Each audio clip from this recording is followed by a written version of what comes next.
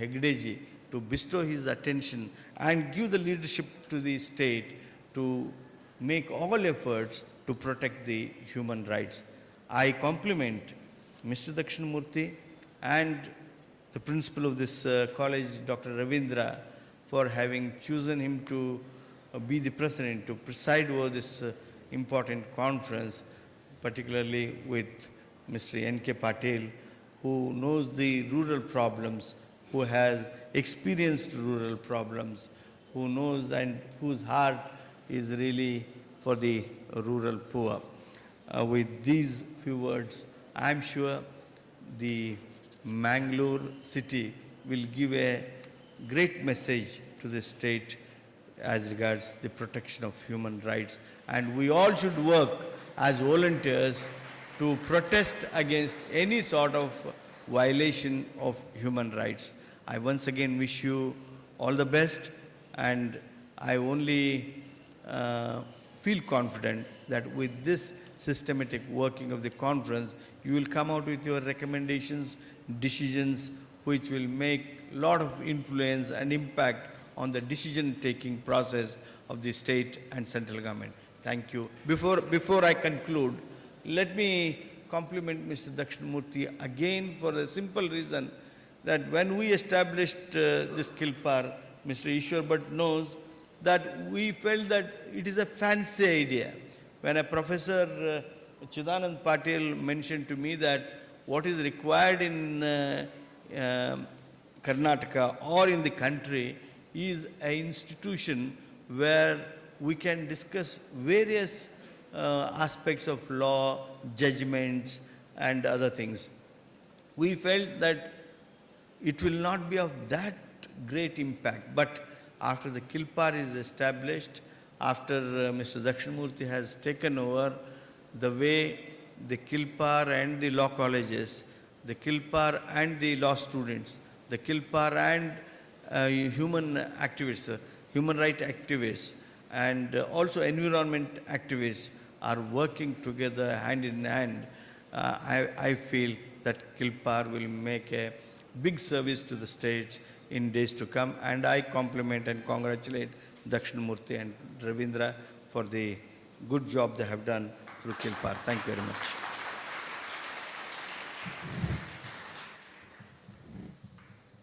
Thank you very much, sir, for your thought-provoking speech.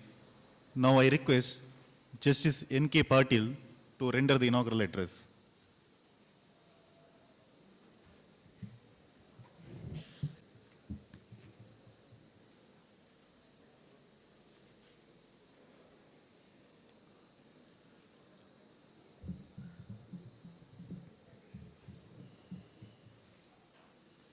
My dear organizers of today's function, good morning, namaskar to one and all. The respected dignitaries on the dais, the Honorable Sri H.K. Patil, Leader of the Opposition in Karnataka Legislative Council, Parama Pujya Sri Virendra Hegde, Dharmadhikari, Sri Kshetra Dharmasthala, my respectful pranam, Sri Vidyadhar C. Hatti, Principal and District Session Judge Bangalore, Dr. P. Ishwar Bhatt, the Vice Chancellor, Mysore University, Manas Gangotri, dignitaries of the dais, the principal, your beloved principal, the management staff, my dear students, ladies and gentlemen.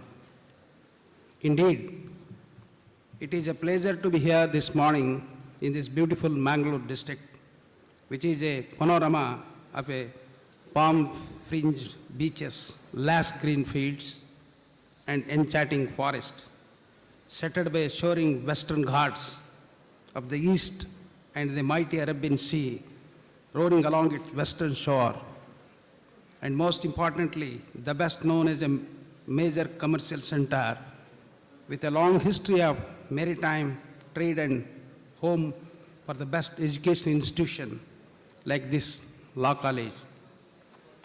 I'm very delighted to be part of this two-day National Conference on Human Rights in the era of globalization, organized by the Karnataka Institute of Law and Parliamentary Affairs, reforms in association with Sri Dharmshala Manjunath Law College Center for the Postgraduate Studies in Law. I consider it is my privilege and blessing of Lord Manjunatheshwar upon me to inaugurate this two-day National Conference of Human Rights in Era of Globalization. I am grateful to the organizers of this conference for giving me an opportunity to inaugurate this conference. I am doubly sure that this two-day national conference will be great help to the students, teachers, participants, people of all the walks of life. There is in a universe Isopedia, wise advice, which equalizes the education, and I quote, education imparts intellectual culture. Intellectual cultures secures capacity and suitability. Capacity and suitability enable to secure wealth.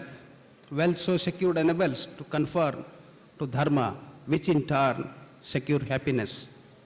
Dharmasthala, the abode of dharma, has contributed to the mankind without making distinction of caste, creed, religion, status.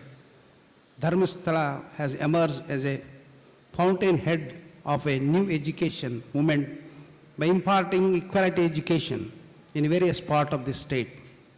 It has played the role of dasoha, the English meaning of which is devoutness or devotional act, and inculcated in itself dasova bhavana, which means the attitude or deportment of a pious devotee. I am making this reference to the reason that for centuries Dharmasthala has provided free food, education to the mankind without making any distinction, caste, creed or religion and status.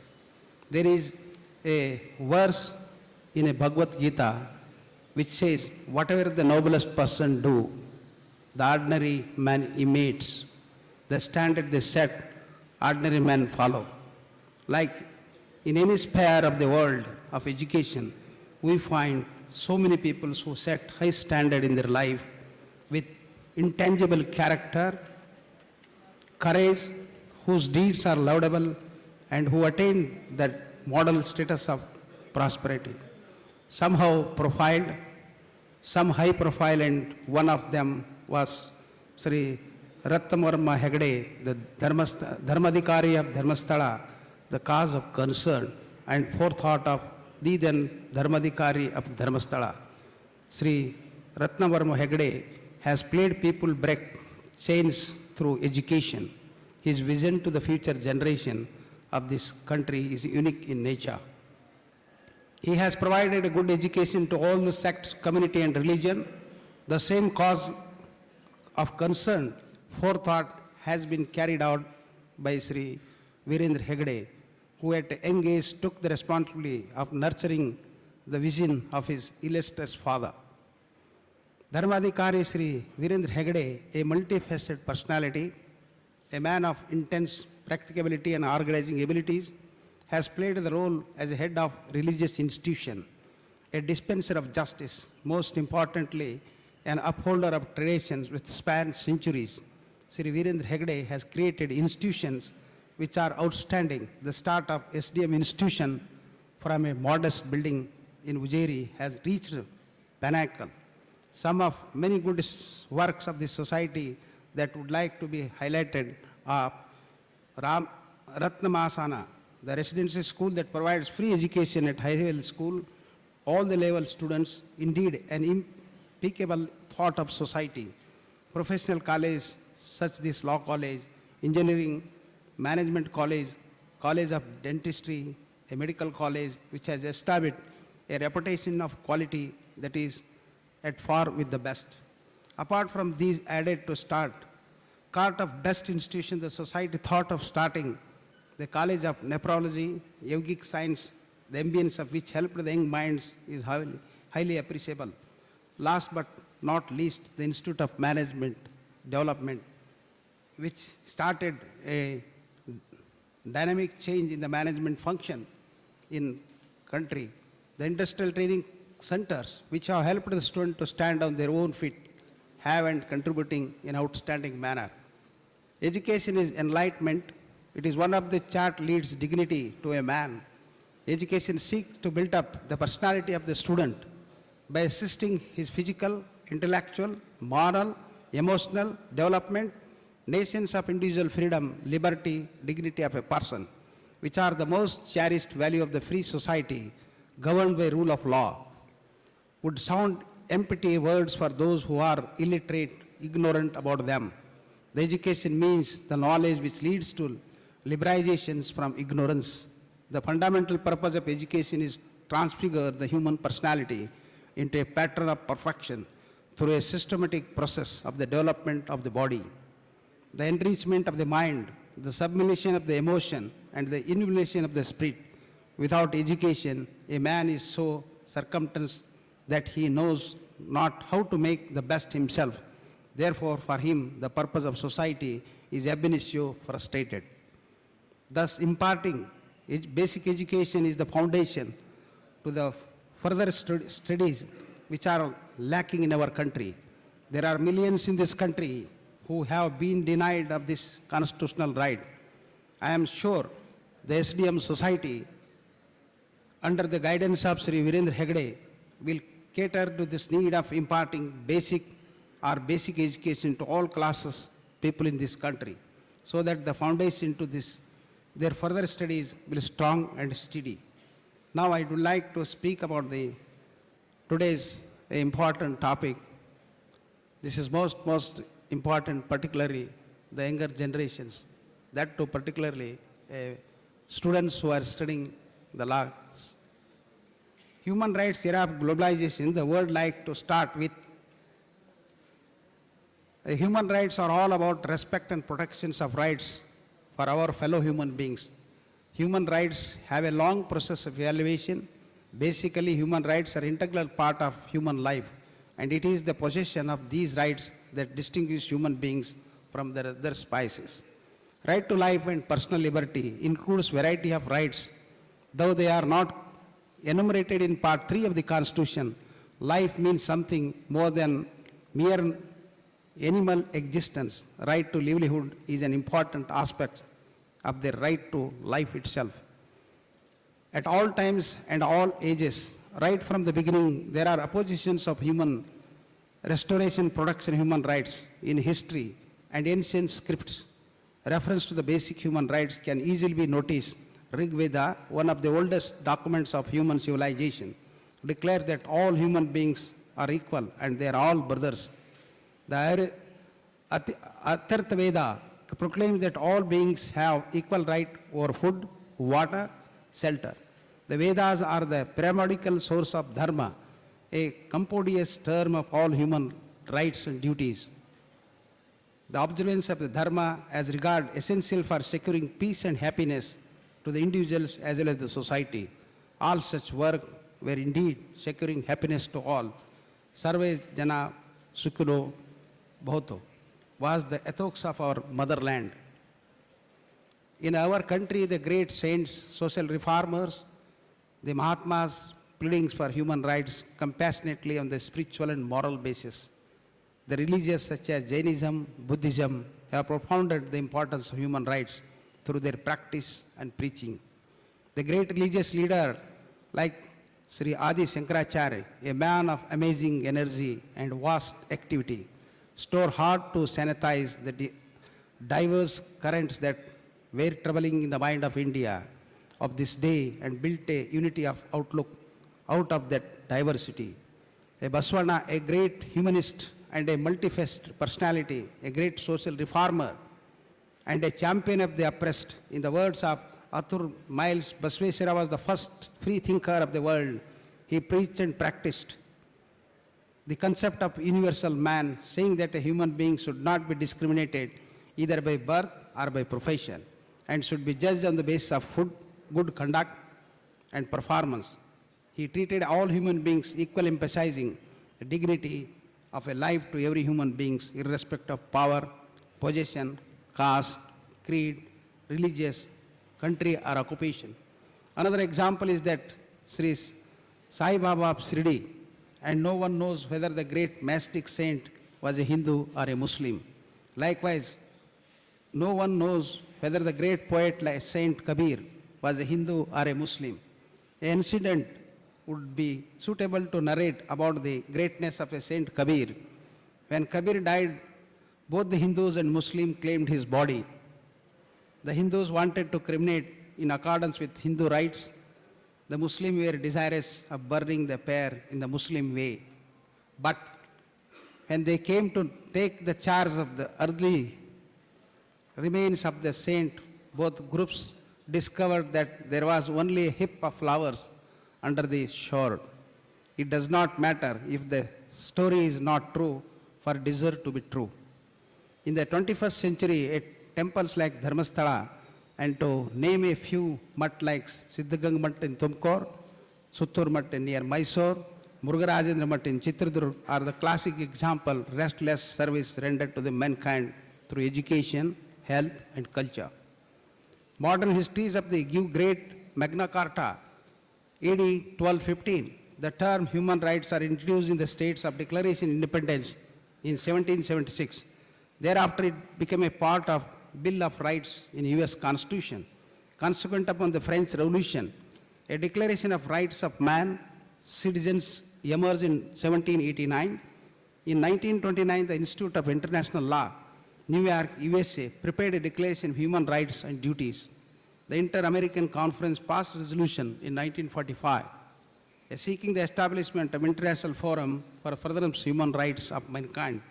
It is interesting to know that the international human rights movement was born in and around the Second World War. The first generation of human rights are mainly concerned with the civil and political rights of the individual. In other words, the liberty-oriented rights. The second generation of human rights can be said to be security-oriented, provided for social, economical, culture. Third generation of human rights relatingly are the recent origin, one which is relevant to the topic of human rights in the era of globalization. The human rights are usually based on three basic documents that collectively are known as International Bill of Human Rights, the Universal Declaration of Human Rights, the International Covenant of Civil and Political Rights. It is optional protocol, and the International Covenant on Economic, Social and Cultural Rights, and also what is contained in the Constitution as fundamental rights are either enactment, the substance relate to life, liberty, equality, dignity of the individual. Human rights are those do not relate to citizenship, but what is to be entitlement of human beings, inherent dignity and equal and intangible rights of all the members of the human family is the foundation of freedom, justice, peace in the world. The United Nations Charter is a landmark document which proclaimed that the people of United Nations reaffirmed the faith in fundamental human rights with dignity, worth of human person, equal rights, man and woman, and universal respect for observance of human rights, a fundamental freedoms for all without distinction, race, sex, language, or religion. And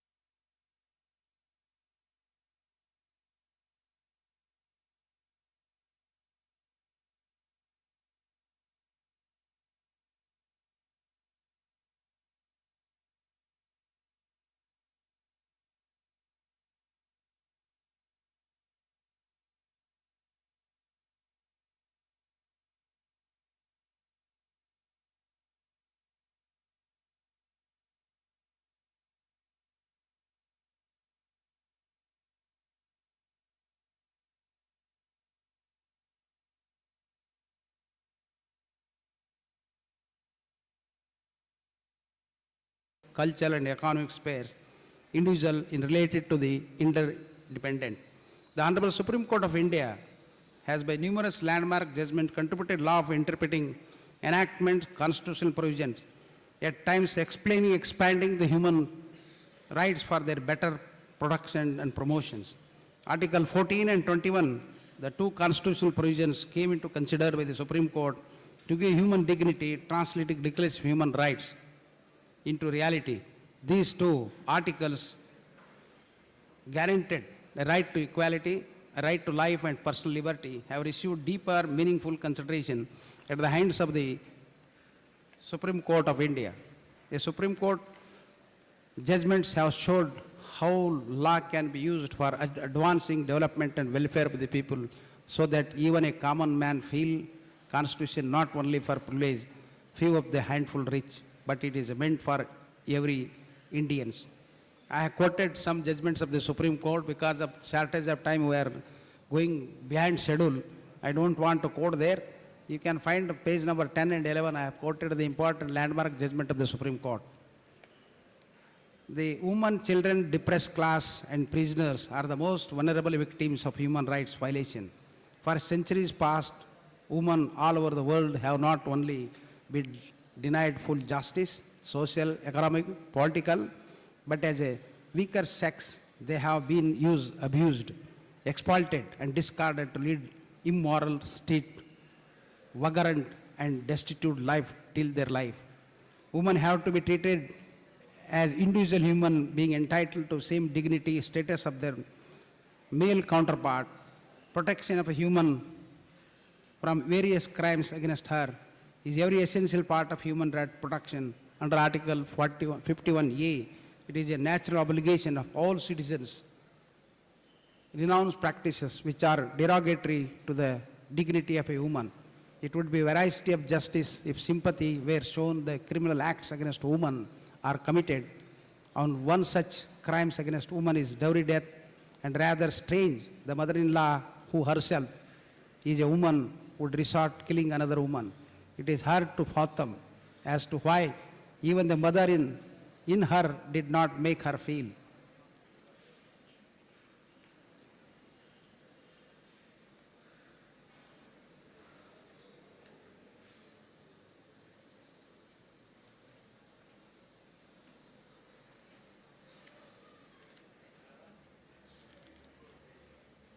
Dear friends, I am sorry for skipping some important quotation I have made on the basis of a philosopher, mythologist, eminent judges, jurists, politicians.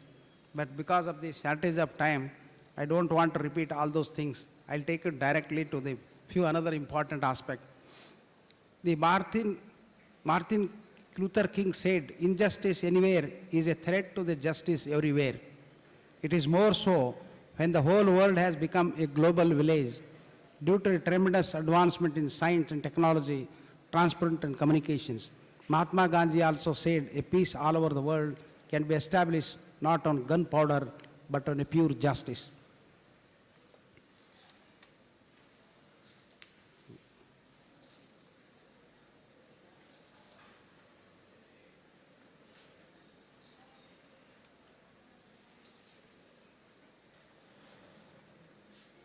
The globalization or the governing, growing power and reach multinational corporations raising basic questions about the society. Its value concerns are being voiced about globalizations.